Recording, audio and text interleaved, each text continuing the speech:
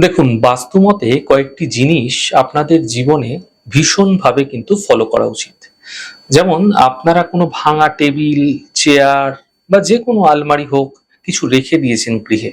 সেগুলো কোনো কাজে লাগে না। দিনের পর দিন আপনার গৃহে পড়ে আছে, নষ্ট হচ্ছে, জল লাগছে। এক্ষেত্রে সেগুলি আপনার মান-সম্মানের উপর কিন্তু বিশেষ খারাপ প্রভাব অবশ্যই ফেলবে। আপনি যেই জল পান করেন, সেই জল যদি কোনোভাবে দূষিত হয়ে যায় না, তাহলে আপনি সর্বদা মানসিক চিন্তার মধ্যে পড়ে যাবেন। ছোট ছোট বিষয়ে দেখবেন টেনশন হচ্ছে, উত্তেজনা হচ্ছে, উদ্বেগ উৎকণ্ঠা সর্বদা দেখতে পাবেন। মনের মধ্যে কোনো শক্তি পাবেন না। এছাড়া যদি দেখছেন, আপনারা আপনার ইলেকট্রিকের সামগ্রীগুলো ক্রমাগত খারাপ হতে দেখতে পাচ্ছেন। মানে কিছু না কিছু সমস্যা ইলেকট্রনিক্স বা ইলেকট্রিকের জিনিস দিয়ে লেগেই রয়েছে। বুঝতে হবে কোন শত্রুতার প্রকোপের মধ্যে আপনি আছেন। তা গুপ্ত শত্রু হতে পারে, তা প্রকাশ্য শত্রু হতে পারে। অর্থাৎ আপনার কোনো শত্রু আপনাকে প্রবলভাবে ক্ষতি করতে চাইছে।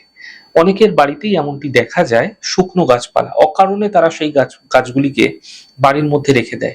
গাছগুলি মরে গেছে কিন্তু তবুও তারা গাছগুলিকে বাড়ির মধ্যে শুকনো অবস্থায় রেখে দেয়। এগুলি কিন্তু ভালো লক্ষণ নয়। এগুলি আপনার জ্ঞান বুদ্ধিকে নষ্ট করে ফেলবে।